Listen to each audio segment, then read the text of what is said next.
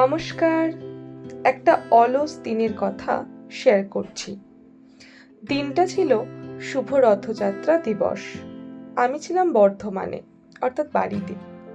সকালে চোখ খুলেই একটা সুন্দর মেঘলা আকাশ চোখে পড়ে গেল। আমার বাড়ির চারিপাশে অনেক গাছপালা, সাথে পুকুরও আছে, তাই প্রকৃতি দেখার একটা অভ্যেস প্রথম থেকেই ছিল।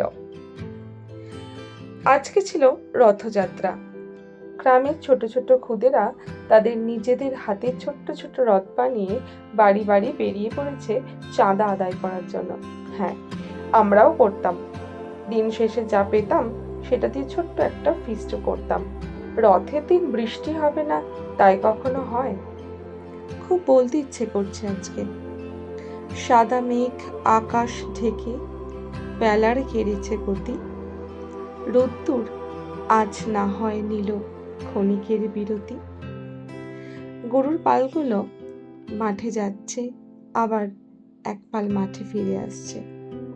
এসব দেখতে দেখতেই বেলাটা বেশ কাটিয়ে ফেললাম। চাকি একটা জিনিস দেখাই।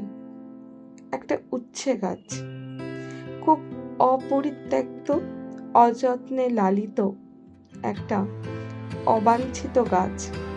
কিন্তু জানেন, এই গাছগুলোকে দেখতে বেশ ভালো লাগে। খুব ছোটবেলায় একটা গল্প লিখেছিলাম। তখন কোনো কিছু দেখি না, আপন মনেই লিখেছিলাম। গল্পটির নাম ছিল অচেনা বন্ধু লালি।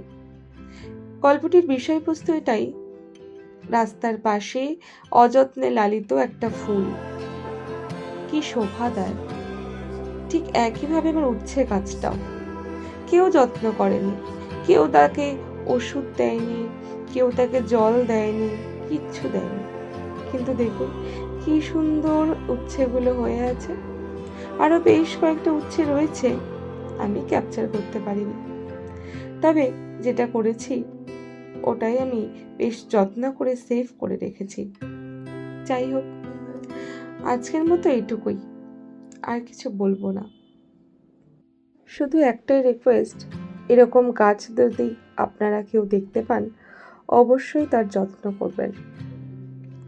আর হ্যাঁ, যদি ভিডিওটা ভালো লাগে নিশ্চয়ই লাইক, শেয়ার এবং সাবস্ক্রাইব করতে ভুলবেন না।